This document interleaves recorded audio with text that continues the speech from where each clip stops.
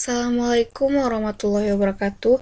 Kami dari kelompok 7, Diana Sari, Fatayatun Islamiyah M, dan Sardiana. Di sini kami akan mempresentasikan hasil makalah kami yang berjudul Strategi Pengorganisasian dalam Pembelajaran.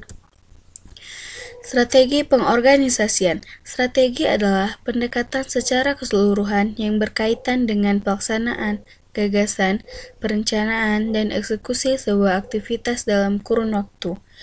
Pengorganisasian adalah merupakan fungsi kedua dalam manajemen, dan pengorganisasian didefinisikan sebagai proses kegiatan penyusunan struktur organisasi sesuai dengan tujuan-tujuan, sumber-sumber, dan lingkungannya.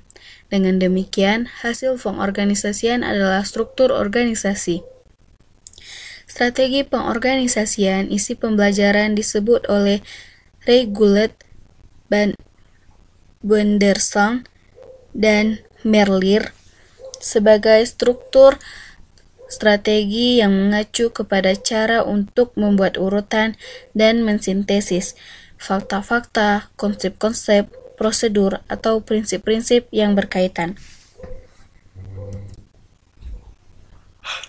Baik, di sini saya akan menjelaskan tentang strategi mikro. Bagian ini akan mengurai strategi mikro yang diajukan untuk menata sajian suatu konsep atau prinsip serta prosedur. Sebenarnya begitu banyak teori yang telah dikembangkan untuk strategi mikro. Yang akan diuraikan dari bagian ini adalah teori penataan urutan berdasarkan persyarat belajar dari Gagné. Kapasitas pelajar untuk keperluan merancang pembelajaran Gagné sebagai berikut. Yang pertama, ada informasi verbal. Siswa telah belajar informasi verbal apabila ia dapat mengingat kembali informasi itu. Yang kedua, keterampilan intelektual. Kapasitas dalam menggunakan simbol untuk mengorganisasi dan berinteraksi dengan lingkungan. Siswa akan menggunakan suatu keterampilan intelektual apabila berinteraksi dengan lingkungannya.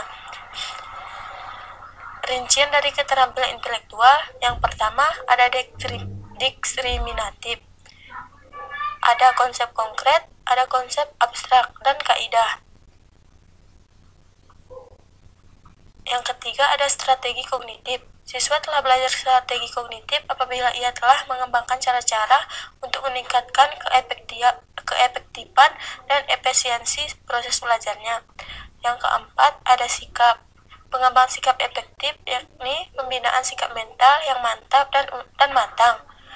Dan yang terakhir adalah keterampilan motorik. Mengembangkan keterampilan motorik apabila ia telah menampilkan gerak-gerakan fisik dalam menggunakan bahan atau peralatan menurut prosedur yang semestinya.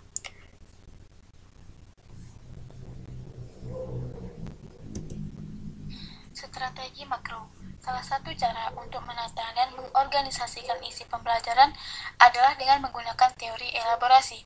Melakukan pengorganisasian pembelajaran dengan teori elaborasi terdapat 3 tahap. Yang pertama, komponen teori elaborasi.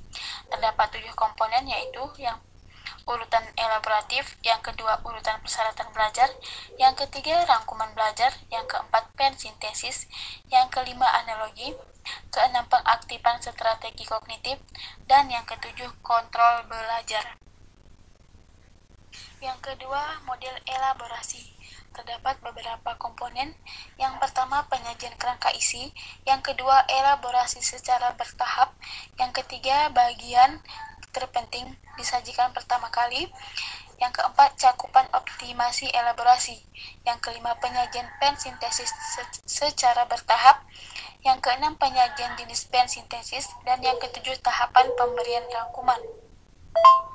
Yang ketiga, langkah-langkah pengorganisasian teori elaborasi. Terdapat 7 komponen. Yang pertama, penyajian kerangka isi. Yang kedua, elaborasi tahap pertama. Yang ketiga, pemberian rangkuman dan sintesis eksternal. Yang keempat, elaborasi tahap kedua. Yang kelima, pemberian rangkuman dan sintesis eksternal. Yang keenam, setelah semua elaborasi tahap kedua disajikan. Yang ketujuh, pada tahap akhir pembelajaran.